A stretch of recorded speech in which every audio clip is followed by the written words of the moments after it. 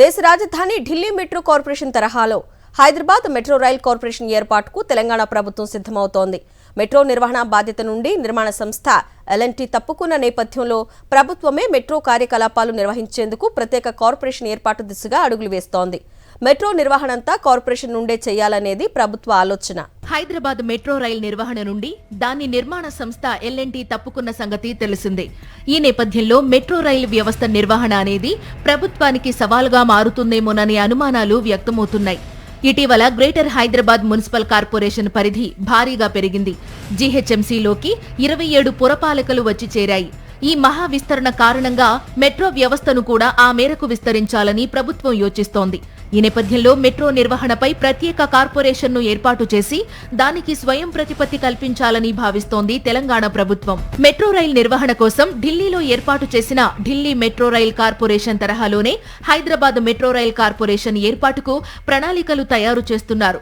Metro rail మొదలై 8 ఏళ్లు పూర్తవుతున్న ఈ సమయంలో ఈ వ్యవస్థ 8 ఏళ్లుగా ఎప్పుడూ నష్టాల్లోనే ఉన్నది అని మెట్రో రైల్ అధికారులు ఎప్పటికప్పుడు ప్రభుత్వానికి నివేదికలు పంపుతూనే ఉన్నారు.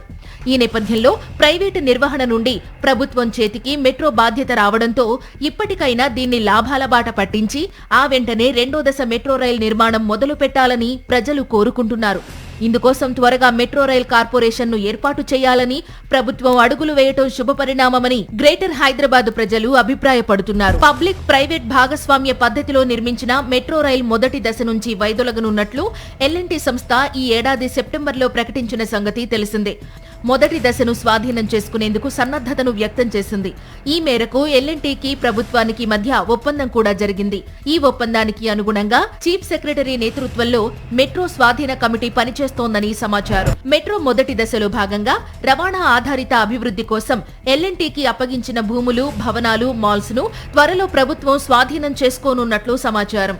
మెట్రో రైలు వ్యవస్థ కింద ప్రస్తుతం 212 ఎకరాల భూములు అందుబాటులో ఉన్నాయి.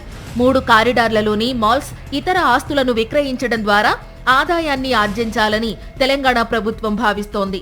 ఒప్పందం మేరకు ఎల్&టీ సంస్థకు ప్రభుత్వం 2,000 కోట్లు అందజేయవలసి ఉంది. అలాగే బ్యాంకుల్లో ఉన్న మరో 13,000 కోట్ల రుణాలను ప్రభుత్వమే భరించవలసి ఉంటుంది. ఈ నేపథ్యంలో మెట్రో రైలు వ్యవస్థ నిర్వహణ సవాళ్లను ప్రభుత్వం ఎలా ఎదుర్కొంటుంది అనే అంశం ప్రాధాన్యతను సంతరించుకుంది.